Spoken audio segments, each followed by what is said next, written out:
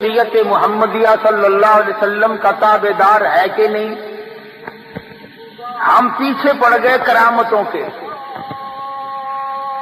فلاں ولی یوں کر دیتا ہے، فلانا ولی یوں کر دیتا ہے، فلانے ولی نے یوں کر دیا، فلانے ولی نے یوں کر دیا، حالانکہ دین کے اندر ان باتوں کی کوئی حیثیت نہیں، کوئی حقیقت نہیں ان باتوں کی کہ ولی ہو اور اس سے کسی کرامت کا ظاہر ہونا ضروری ہے۔ بے شمار ولی ایسے ہیں کہ ان سے ایک بھی کرامت صادر نہیں ہوئی، اور انہوں نے ساری عمر اللہ اللہ کرنے میں گزار دی۔ چلو تم اگر میری بات نہیں مانتے اور میری بات تمہیں اچھی نہیں لگتی تو اپنے اس استاد کی تو مانو جس کو سارا جہان ڈاکٹر اقبال کہتا ہے کہ سبب تو جس کو خود سمجھتا ہے، زوال بندے مومن کا بے زری سے نہیں۔ سبب تو جس کو خود سمجھتا ہے، زوال بندے مومن کا بے زری سے نہیں۔ جام تیرا جوہر جو آشکار ہوا، قلندری سے ہوا ہے، تونگری سے نہیں۔ وہ کہتا ہے کہ اللہ اللہ کرنے سے مقام بنتے ہیں، خدا کا ذکر کرنے سے، اللہ کو یاد کرنے سے آدمی کا مرتبہ بلند ہوتا ہے، نہ کہ کرامتیں دکھاتا پھرے جب ولی بنتا ہے۔ مگر رسم و رواج کے مقابلے میں، ماحول کے مقابلے میں ایسے لوگوں کی بات بھی کوئی نہیں مانتا۔ تھوڑی سی بات مل گئی، اسے لے کر کے دوڑ گئے اور اسی پر عمل کرتے رہے، اسی پر سارا عمر بسر کر دی، یہ تو کوئی حقیقت نہیں۔ قرآن کریم نے ولیوں کی پہچان بتلائی، ولیوں کی شناخت بتائی۔ فرمایا الا ان اولیاء اللہ لا خوف علیہم ولا هم یحزنون۔ خبردار وہ لوگ جو اللہ کے دوست ہیں، ان کو دنیا اور آخرت میں کوئی حزن و ملال نہیں، کوئی پریشانی نہیں۔ الہ العالمین، ان کی کوئی پہچان بتا، ان کی کوئی شناخت بتا جس سے ہم لوگ ان کو پہچان سکیں، ان کا انتخاب کر سکیں۔ فرمایا الذین آمنوا وکانوا یتقون۔ فرمایا ولی کی سب سے پہلی علامت یہ ہے وہ خود ایماندار ہوتا ہے، بڑا زبردست پرہیزگار متقی ہوتا ہے۔ وہ تو اتنا بڑا پرہیزگار بنتا ہے۔ علماء اکرام نے لکھا ہے کہ بزرگ کے واقعات میں ان کے سامنے ہندوانہ لا کے رکھا گیا، اللہ والے نے ہاتھ میں ہندوانہ لیا اور چاقو لے لیا، پوچھنے لگے علماء اکرام سے بتاؤ ہندوانہ توڑ کر کھانا سنت ہے یا کاٹ کے کھانا سنت ہے؟ علماء اکرام نے جواب دے دیا ہمیں اس بارے میں کوئی علم نہیں۔ اللہ والے نے ہندوانہ واپس رکھ دیا، فرمانے لگے اگر توڑ کے کھاؤں تو ڈر ہے کہ کاٹ کے کھانا سنت نہ ہو، اور اگر کاٹ کے کھاؤں تو ڈر ہے کہیں توڑ کر کھانا سنت نہ ہو۔ میں ایسے کام سے کو پیچھے ہٹ جاتا ہوں جس کے بارے میں میرے آقا حضرت محمد الرسول اللہ صلی اللہ علیہ وسلم کی سنت مجھے معلوم نہیں۔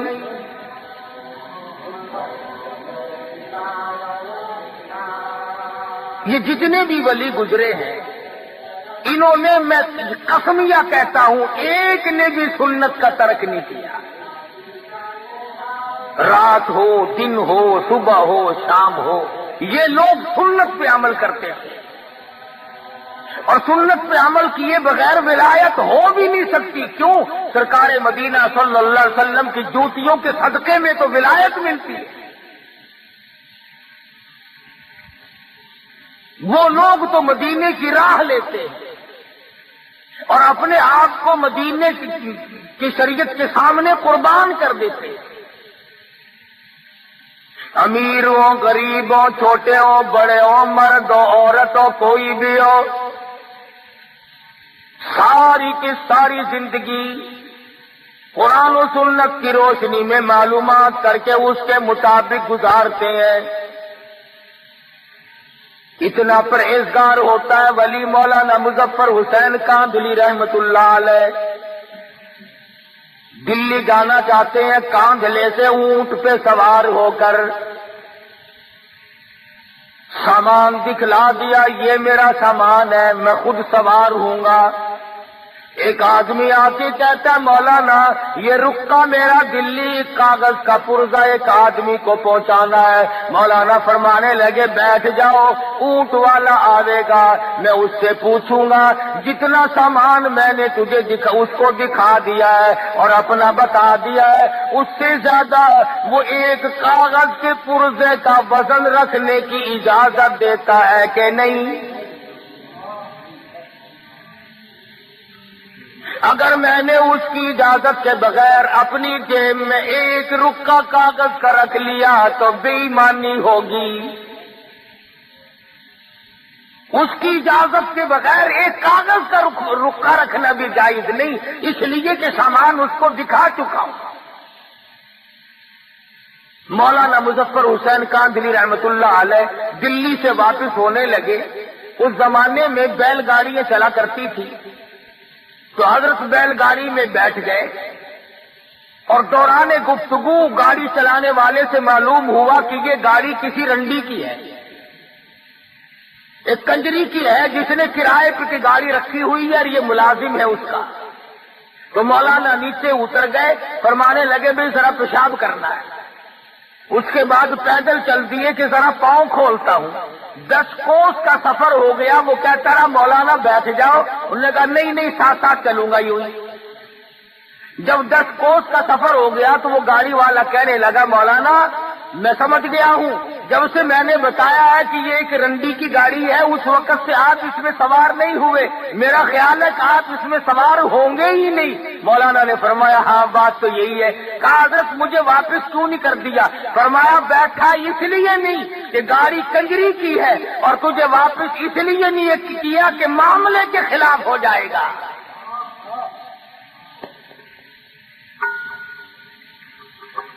کس قدر تقویٰ ہوگا ان لوگوں کے پاس جو اپنی زندگی کے ایک ایک لمحے میں اللہ اور اس کے رسول کی شریعت مقدسہ کا لحاظ کرتے تھے. امام ابو حنیفہ رحمت اللہ علیہ بہت بڑے جلیل القدر بزرگ ہیں، اللہ والے ہیں، امام ہیں. 53 حج اپنی عمر میں ادا فرمائے اور کئی حج ایسے ہیں گھر سے لے کر بیت اللہ تک پیدل گئے پیدل آئے. مگر تقوی کا یہ عالم ہے. بغداد شہر میں سخت دھوپ پڑ رہی ہے. ایک مکان ہے بہت بڑا، اس کی چھاؤں میں جانور بیٹھے ہیں، آدمی دھوپ میں آرام کر رہے ہیں اور حضرت والا دھوپ میں کھڑے ہیں. کوئی واقف آدمی آیا، کہنے لگا حضرت جی پسینے میں سرابور ہو، کپڑے بھیگ گئے، یہ بلا کی دھوپ پڑ رہی ہے، دوپہر کا وقت ہے، آپ یہاں سائے میں کھڑے ہو جائیں، آپ دھوپ میں کیوں کھڑے ہیں؟ سبحان اللہ. فرمانے لگے جس کے مکان کا یہ سایہ ہے، جس کے مکان کی یہ چھاؤں ہے، میں نے اس مکان والے سے قرض لینا ہے، ڈرتا ہوں اس کی کسی چیز سے فائدہ اٹھایا سود نہ ہو جائے. کتنا تقویٰ تھا ان حضرات کا. امام احمد بن حنبل رحمت اللہ علیہ بہت بڑے جلیل القدر ولی ہیں. خادم کو ایک اور بات میری یاد رکھنا، نفل پڑھنے سے بھی ولی نہیں بنتا، معاملات کے اندر ثابت قدمی ہو تب ولی بنتا ہے. میں اگر ساری رات نفل پڑھوں اور صبح اٹھ کر کے 100 روپے کسی سے ٹھگی کے مار لوں، میرے نفلوں کا کیا بنا؟ میں رات دن قرآن کریم کی تلاوت کروں اور صبح اٹھ کر کسی کا حق غصب کر لوں تو میری تلاوت کا کیا بنا؟ اصل بات معاملے کی ہے.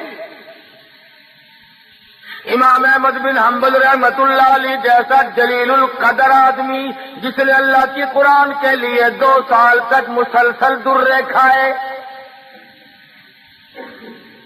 خادم کو بھیجا کہ بازار سے دال لے آ۔ وہ 1 پیسے کی ذرا سی دال لایا کرتا تھا۔ اس دن ایسا موقع بنا کہ جب لینے کے لیے کٹورا لے کر خادم دال لینے بازار میں آیا تو کئی دال بیچنے والے بیٹھے تھے۔ ایک نے کہا پیسے کا 1 چمچہ، دوسرے نے کہا پیسے کے 2 چمچے، تیسرے نے کہا پیسے کے 3 چمچے، چڑھتے چڑھتے 5 چمچوں پہ چلے گئے تو وہ کٹورا بھر کے لایا 1 پیسے کا۔ میرے جیسا ہوتا تو بسم اللہ پڑھ کے غصے لگاتا کہ اچھا اور زیادہ مل گئی۔ تو امام احمد بن حنبل رحمۃ اللہ علیہ نے پوچھا کہ پیسہ تو 1 دیا تھا، یہ اتنی ساری دال کیسے آ گئی؟ خادم کہنے لگا حضرت مزے آ گئے، دال بیچنے والوں کا مقابلہ ہو گیا، بڑا کام بن گیا۔ ان کی ضد لگ گئی آپس میں، اس نے کہا 2 چمچے، اس نے کہا 3 چمچے، اس نے کہا 4 چمچے، میرا تو کٹورا بھر گیا۔ امام احمد بن حنبل رحمۃ اللہ علیہ فرمانے لگے یہ دال میرے کھانے کی نہیں، یہ کاروبار تو نہ ہوا، یہ سودا تو نہ ہوا، یہ تو چڑ بازی اور ضد بازی کا سودا ہے، یہ دال واپس کر کے آ۔ ضد میں آ کر اس نے خسارہ اٹھایا ہے، گھاٹا برداشت کیا دال بیچنے والے نے۔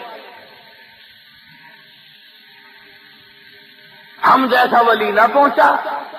وہ دلی میں کسی نے آواز دی کہ آنا روٹی دال مفت، تو یوں ہاتھ کر کے کھڑا ہو گیا، انہوں نے کہا روٹی پلے رکھ، دال ہی پلا دے مجھے تو بس۔ مفت کی چیز کو بڑے تلاش کرتے پھرے ہم۔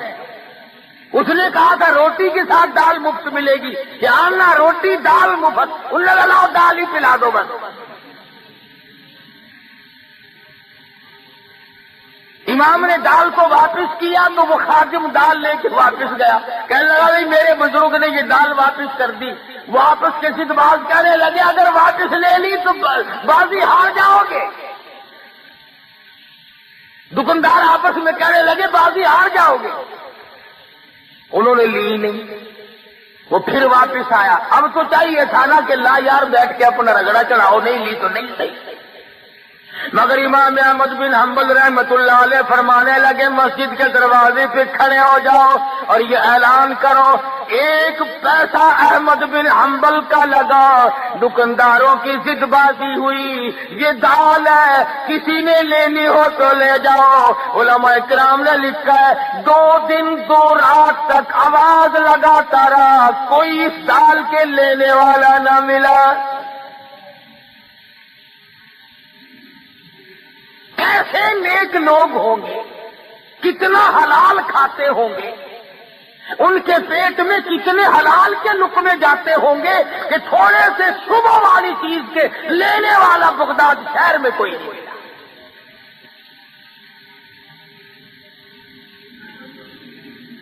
امام ابو حنیفہ رحمۃ اللہ علیہ کے سامنے ایک آدمی آیا، پوچھا کیا بات ہے؟ کہنے لگا جی میری بکری گم ہو گئی۔ کیسی تھی بکری؟ کہ جی بہت اچھے گوشت کی فربار موٹی تھی۔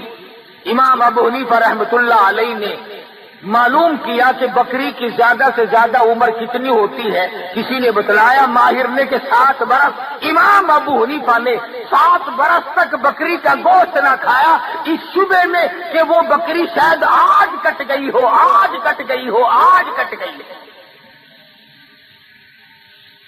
تقوی اور پرہیزگاری اس کا نام ہے۔ کپڑے کی تجارت کیا کرتے تھے امام صاحب۔ ایک تھان میں کوئی نقص تھا، ملازم نے پوری گٹھڑی کا سودا کر دیا، اب وہ چلی گئی۔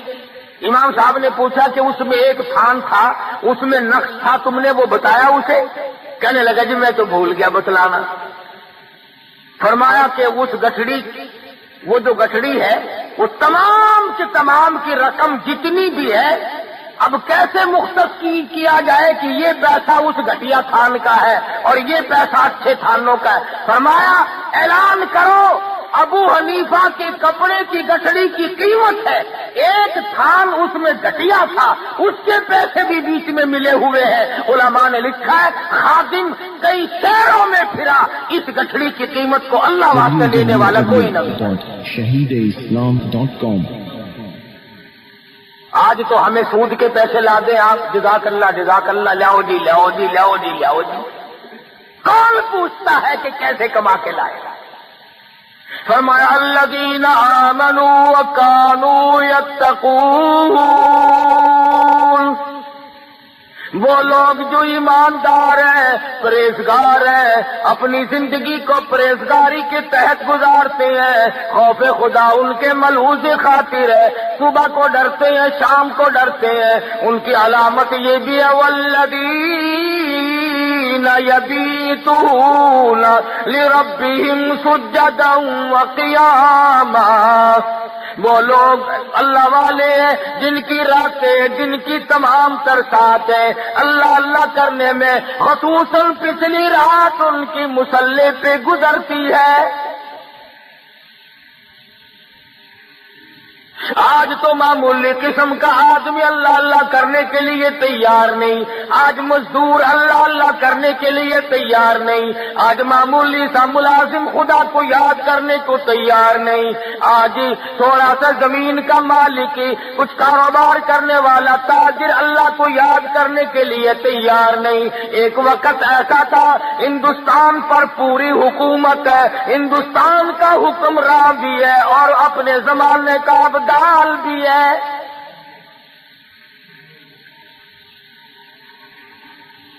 آج تو 2 ٹکے جس کے پلے آ گئے اس سے اس کا غرور ختم نہیں ہوتا، اس کی انانیت ختم نہیں ہوتی۔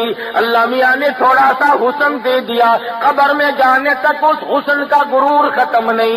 اللہ میاں نے تھوڑا سا کاروبار دے دیا، اس کاروبار پر اتنا گھمنڈ ہے، فرمایا قل اللہ یحییکم ثم یمیتکم ثم یجمعکم الی یوم القیامۃ لا ریب فیہ۔ اور امیروں اور وزیروں اور سفیروں اور تاجروں اور ذمہ داروں اور پیروں اور بڑے بڑے مولویوں، میرا دربار بڑا مہنگا ہے، جب آؤ گے تو تم قل اللہ یحییکم، میں نے تمہیں زندگی دی، یہ نعمتیں میں نے عطا کی ہیں، ثم یمیتکم، میں تمہیں برباد کر دوں گا، ثم یجمعکم الی یوم القیامۃ لا ریب فیہ، پھر مجھے اپنی کبریائی کی قسم تم سب کو اپنے پاس کھڑا کر کے ایک ایک سانس کا حساب لوں گا۔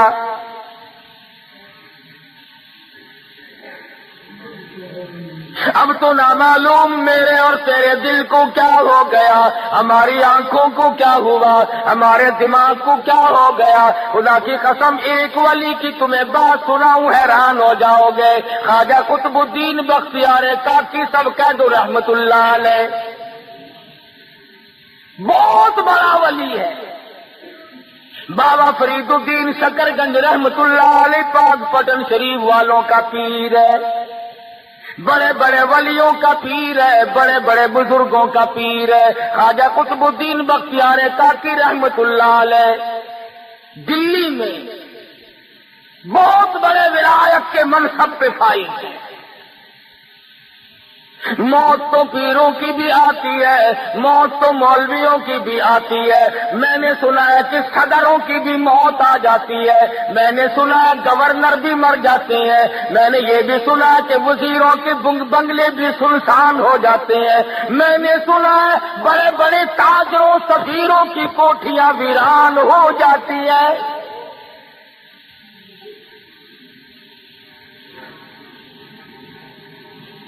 تھوڑی بہت ملکیت کی تو کیا بات ہے، روئے زمین کے مالک چلے گئے، زمین اتنوں کو کھا گئی اور کبھی ڈکار نہ لی، اربوں خربوں انسان زمین میں کھپ گیا۔ خواجہ قطب الدین بختیار کاکی رحمت اللہ علیہ کا آخری وقت آیا، وصیت نامہ لکھا۔ ہمارے یہاں تو وصیت نامے اس قسم کے ہوتے ہیں، چھوٹی کوٹھی چھوٹی بیوی کی، بڑی کوٹھی بڑی بیگم کی، فلاں رقبہ فلاں لڑکے کا، فلاں کار فلاں کی۔ ہم تو یہی لکھیں گے نا، اور ہم نے کیا لکھنا ہے؟ اصل تو لکھنے کی نوبت ہی نہیں آتی، گول مول دھڑم کر کے موت آتی ہے، فرصت ہی نہیں لکھنے کی۔ اور لکھے گا تو وہ جس کو موت کا یقین ہو، جس کا یہ خیال ہو کہ میری موت آئے گی۔ میرا تیرا تو یہ خیال ہے کہ ہم نے مرنا ہی نہیں، جو زمین میں چلے گئے موت ان کو الاٹ کی، ہم کیوں مرے؟ اللہ پاک فرماتے ہیں اور تم تو کیا ہو، تم سے بڑے بڑے آئے، اور جب میں نے ان کو جھٹکا دیا کیوں نہ کر سکے؟ یہ چونکہ ولی تھے، وصیت نامہ لکھ دیا، میرا جنازہ، وہ جنازہ پڑھانے کی شرطیں لکھ ماری۔ پہلی شرط یہ ہے میری نماز جنازہ وہ آدمی پڑھائے، وہ آدمی میرا جنازہ پڑھا سکتا ہے جس میں 4 شرطیں پائی جائیں۔ www.shahideislam.com میرا نماز جنازہ ہر آدمی نہ پڑھائے، ہر کوئی میرے جنازے کے لیے کھڑا نہ ہو، وہ آدمی پڑھائے جس میں 4 شرطیں پائی جائیں۔ پہلی شرط یہ ہے جب سے اس نے ہوش سنبھالا میرے جنازے کے وقت تک اس کی ایک وقت کی بھی، ایک دن کی بھی، ایک نماز بھی جماعت کے بغیر نہ ہوئی ہو، ساری عمر میں کبھی تکبیر اولیٰ فوت نہ ہوئی ہو، بیماری میں، دکھ میں، درد میں، سفر میں، حضر میں، کسی وقت میں بھی، کسی پریشانی میں بھی، کیسی تکلیف کیوں نہ ہو، ایک وقت کی بھی جماعت کی نماز اس کی ترک اور قضا نہ ہوئی ہو۔ پہلی شرط نماز جنازہ پڑھانے کی یہ ہے۔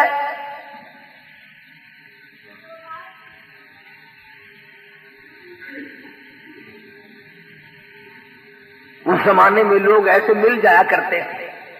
امام ابو حنیفہ رحمۃ اللہ علیہ کے واقعات میں لکھا ہے 40 برس تک عشاء کے وضو سے فجر کی نماز پڑھی۔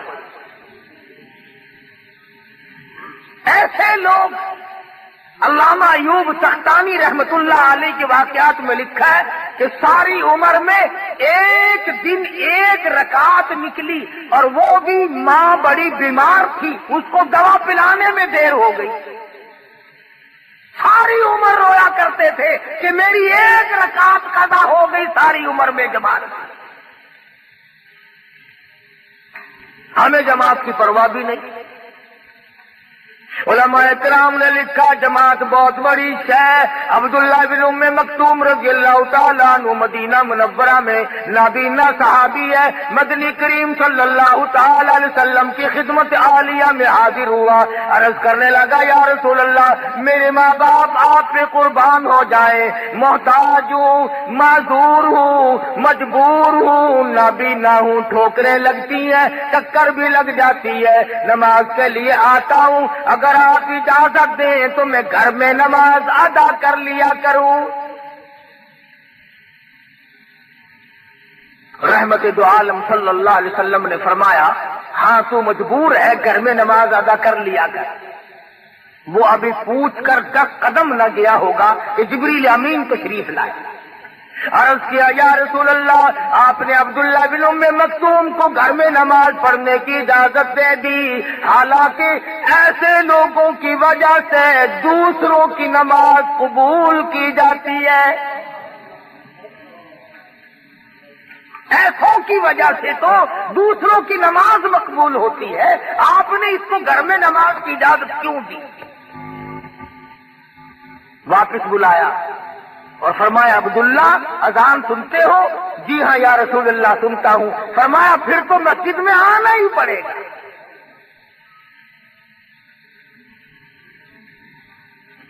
جماعت کی نماز تو کیا پڑھیں گے، ہمیں صحیح معنوں میں جمعہ پڑھنے کی بھی توفیق نہیں۔ کئی لوگ جمعے میں بھی چلاکی مارتے ہیں، خطبے میں آ جائیں گے، جماعت آخری رکعت میں آ کے رل جائیں گے اور اپنے دل میں خیال کرتا ہے کہ میں نے جمعہ پڑھ لیا، تجھے یہ معلوم نہیں کہ گھاٹا کتنا پڑا۔ تو خواجہ قطب الدین بختیار کاکی رحمت اللہ علیہ نے پہلی شرط لکھ دی، میری نماز جنازہ وہ آدمی پڑھائے جس کی تمام عمر میں کبھی بھی کسی حال میں بھی اس کی ایک وقت کی بھی جماعت کی نماز قضا نہ ہوئی ہو۔ فرمایا دوسری شرط یہ ہے، میری نماز جنازہ وہ آدمی پڑھائے جس کی تمام عمر میں کبھی بھی بیماری میں، سفر میں، کبھی بھی کسی حال میں بھی اثر کی سنت قضا نہ ہوئی ہو۔ اب یہ ولی ہے، دیکھو کیا کیا شرطیں اپنے جنازے کے لیے لکھ رہا ہے۔ فرمایا میری نماز جنازہ وہ آدمی پڑھا سکتا ہے جس سے فرض تو کیا، واجبات تو کیا، ضروری نماز تو کیا، اثر کی سنتیں جو نفل کے درجے میں اب وہ بھی کبھی اس سے قضا نہ ہوئی ہو۔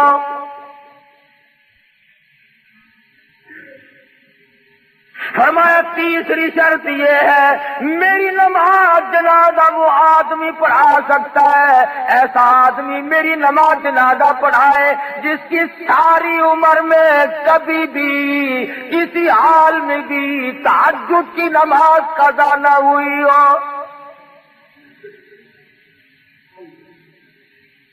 اس لیے کہ تہجد کی نماز کو خاص دخل ولایت کے ساتھ امن هو قانت آناء الليل ساجدا وقائما يحذر الآخرة ويرجو رحمت ربی، ساری رات سجدوں میں گزار دے، اللہ کے حضور میں گزار دے، اور فرمایا تہجد والی کیوں نہ پڑھے، نبی کو حکم ہو رہا ہے یا ایھا المزمل قم اللیل الا قلیلا نصفہ او انقص منہ قلیلا، اور کالی کملی اوڑھنے والے اٹھو اور میرے سامنے کھڑے ہو کر قرآن کی تلاوت کرو۔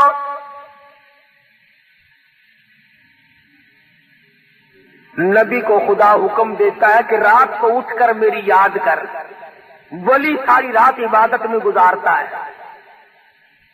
ہمارے زمانے کے بعض پیر سے پوچھو نا، حضرت جی نماز نہیں پڑھ دے، آخر میں مدینے پڑھ کے آنا، میں مدینے پڑھ آیا، روٹی اتھو رگڑدا ہے، سارے کھانے تے پینے تے پہننے تے سارا رگڑا اتھوں چاڑدا ہے تے نماز مدینے پڑھدا ہے۔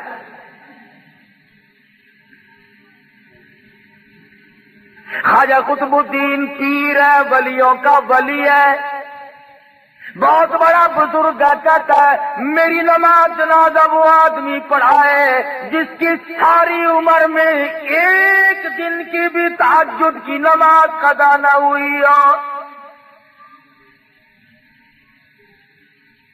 یہ تین شرطیں جو تھی یہ تو تقوی کی تھی، اللہ اللہ کرنے کی تھی، نماز جماعت کی، اثر کی سنتیں، تہجد کی نماز یہ تو کرنے کی تھی، اور چوتھی شرط ان سے بھی مہنگی،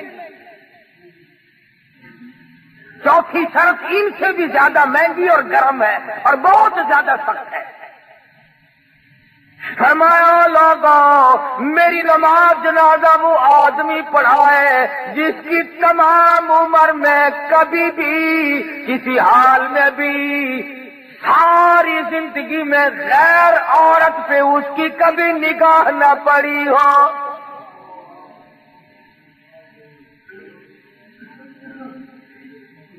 میری نماز جنازہ وہ آدمی پڑھائے جس نے ماں بہن بیٹی بیوی کے سوا پانچویں عورت کو نگاہ سے نہیں دیکھا. یہ مسئلہ سب سے زیادہ مشکل ہے. انتہائی مشکلات میں سے ایک یہ مسئلہ مشکل ہے کہ کوئی غیر عورت کو نہ دیکھے. تم اگر نہ دیکھنے کی کوشش کرو گے تو وہ ٹکر مارتی ہے، کرے کیا؟ بچ کے کیسے جاؤ گے؟ بعض بے وقوف لوگوں کو کہتے ہوئے سنا، ہمارے گھر کے تو بہت سیانے اور ہوشیار ہیں جی، اپنے بھی میرے بھی کپڑے خود ہی لے آتے ہیں، گھر کا سودا پتا بھی خود ہی لے آتی ہے. کیا انسانیت ہے؟ یہ مردانگی ہے. تیرا کیا مرد پڑا ہوا؟ عورت کی کمائی کھا کے گزارا کرنے والا کبھی مرد ہو سکتا ہے؟ ڈوب کے مر جانا چاہیے ایسے مرد کو جو عورت کی کمائی کھاتا.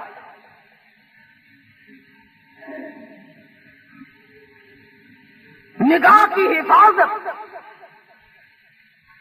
مدنی کریم صلی اللہ تعالی علیہ وسلم کے زمانے سے صحابہ کرام میں اتنی تھی.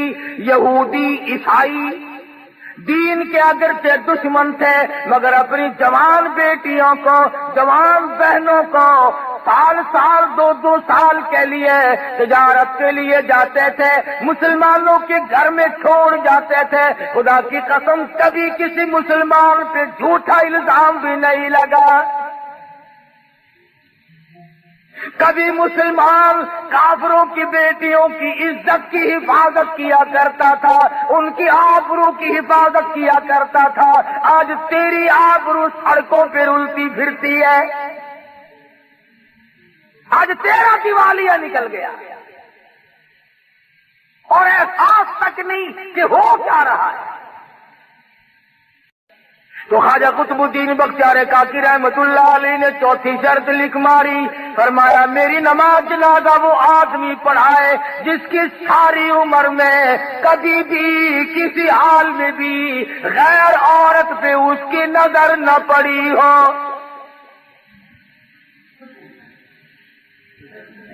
دلی میں خواجہ قطب الدین بختیار کاکی رحمت اللہ علیہ کا انتقال ہو گیا. میرٹھ، غازی آباد، مراد آباد، پانی پت، سہارنپور، پوری دنیا میں لوگوں نے شور مچایا. اتنی مخلوق آئی، علماء کرام نے لکھا ہے کہ کئی لاکھ آدمی جنازہ پڑھنے آیا. جنازہ رکھا ہوا ہے. تھوڑی تھوڑی سی دیر کے بعد وصیت نامہ پڑھ کے سنا دیا جاتا ہے کہ بھی خواجہ صاحب نے یہ لکھا ہے، دیکھ لو جس میں یہ 4 شرطیں پائی جاتی ہو وہ آگے آؤ اور جنازہ پڑھاؤ. مفتی موجود تھے، قاضی موجود تھے، قاری موجود تھے، عالم موجود تھے، مگر اپنے اندر 4 شرطیں مکمل نہیں دیکھتے تھے. کسی نے ہمت نہ کی کہ آگے بڑھ کر جنازہ پڑھائے. سچائی کا زمانہ تھا. آج اگر کوئی لکھ کے بھی رکھو گے نا تو چھلانگ لگا کر پہلے مصلے پہ وہ آئے گا جس نے کبھی فرض پڑے ہی نہیں ہوں گے. انہوں نے کہا چلو اور نہیں تو اخبار میں فوٹو تو آئے گا. ہاں کبھی آج شام کو جا کر کے سارے سرانے لکھ کے رکھ دو، بغیر جنازے کے جانا پڑے گا، پڑھانے والا ملے گا ہی نہیں انشاءاللہ. ان شرطوں والا تجھے ملنا ہی نہیں. اس وقت میں نہیں ملا تو آج کیسے ملے گا؟ خواجہ قطب الدین بختیار کاکی رحمت اللہ علیہ کا جنازہ رکھا ہے. سارا دن گزر گیا، علماء موجود ہیں، محدثین موجود ہیں، بڑے بڑے ولی موجود ہیں، مگر کوئی جنازہ پڑھانے کی ہمت نہیں کرتا. بالآخر شام ہوئی. ایک آدمی اگلی صف میں سے نکلا اور خواجہ قطب الدین بختیار کاکی رحمت اللہ علیہ کے جنازے کے قریب پہنچا.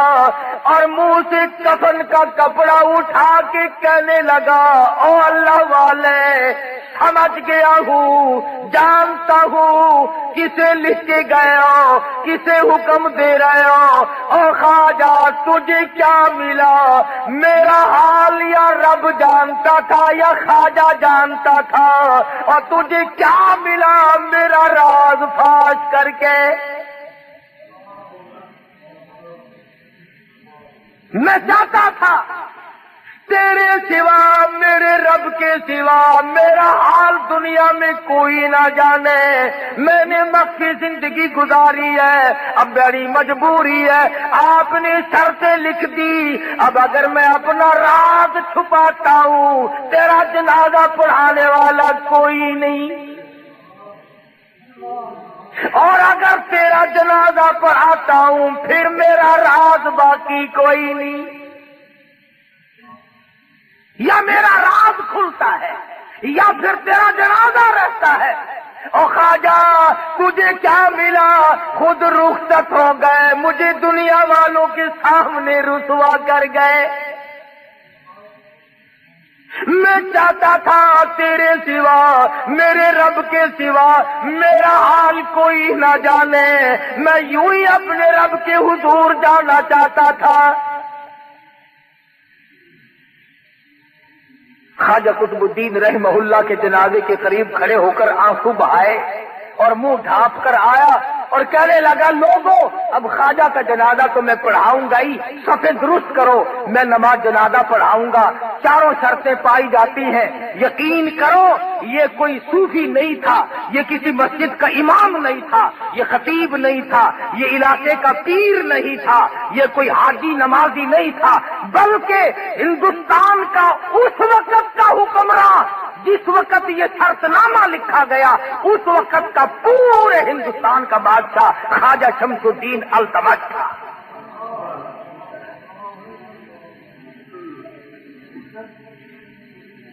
پورے ہندوستان کا حکمراں، اور ساری عمر میں ایک جماعت کی نماز نہ گئی، بادشاہ ہو اور تہجد کی نماز قضا نہ ہو، بادشاہ ہو اور عصر کی سنتیں کبھی نہ چھوٹی ہو، بادشاہ ہو اور بہن بیٹی اور بیوی اور ماں کے سوا کبھی عورت نہ دیکھے۔ مسجد میں بیٹھے ہو، وضو کر کے بیٹھے، ایمانداری سے ذرا کلیجے پہ ہاتھ رکھ کے سوچو جب بادشاہ ایسے ہوں گے تو پبلک کیسی ہوگی، عوام کیسے ہوں گے، لوگ کیسے ہوں گے، حالات کیسے ہوں گے، اس وقت کیسی ہوا چلتی ہوگی۔ ارے خدا کی قسم ہر آدمی جو مرتا تھا سیدھا جنت میں جاتا تھا۔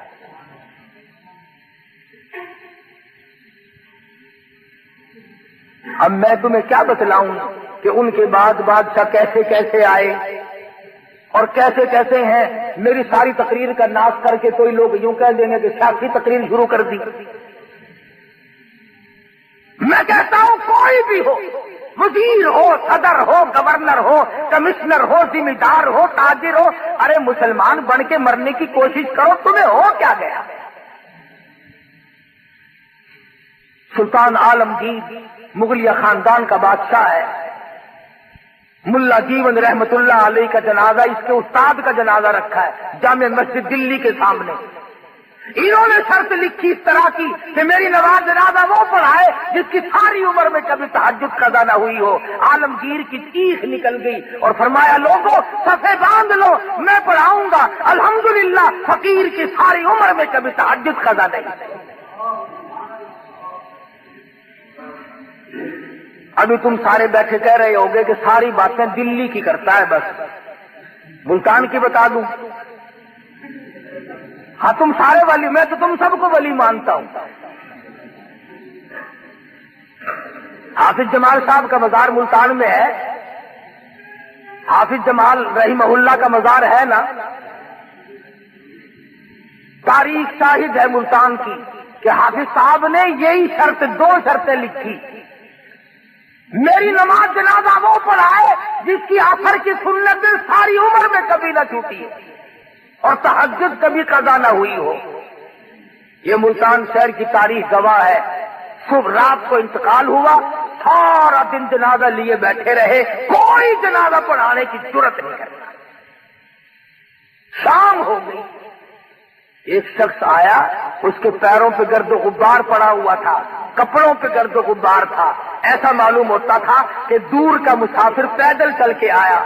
جنازے کے قریب کھڑا ہو کے کہنے لگا صفیں درست کرو، میں جنازہ پڑھاؤں گا، صفیں درست کرو، میں جنازہ پڑھاؤں گا حافظ جمال کا رحمہ اللہ۔ میرے تیرے جیسے دوڑے، وہ جی سرکار جنازہ تو پڑھاؤ گے، شرطوں کا پتہ ہے؟ شرطیں بڑی سخت ہیں، ورنہ صبح سے کب سے دفنا کے فارغ بھی ہو گئے ہوتے، ہم یوں ہی لیے بیٹھے، سارا دن گزر گیا۔ جناب پتہ نہیں کہاں سے آئے چل کے جنازہ پڑھانے لگ گئے۔ فرمانے لگے الحمدللہ جب سے میں نے ہوش سنبھالا آج تک فقیر کی تہجد قضا نہیں ہوئی۔ فرمایا آج تک جب سے میں نے ہوش سنبھالا دیگر کی اثر کی سنتیں میری قضا نہیں ہوئی۔ او اللہ والے تو کون ہے؟ فرمانے لگے میں خیر پور ٹاما والی سے چل کے آیا ہوں، ذات کا کمبھار ہوں، خدا بخش میرا نام ہے۔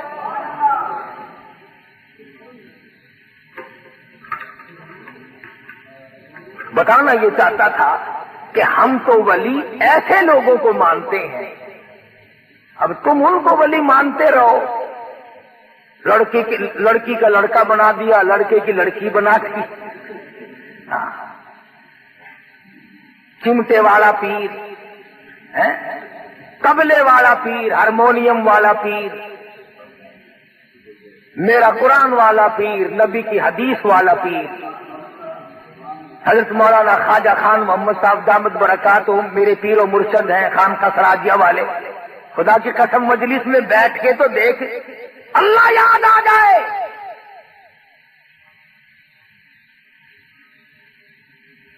اگر طبلے اور ہارمونیم کھڑکانے سے ولی بنتا ہے تو پھر عطا اللہ ملنگ سب سے بڑا ولی نہیں؟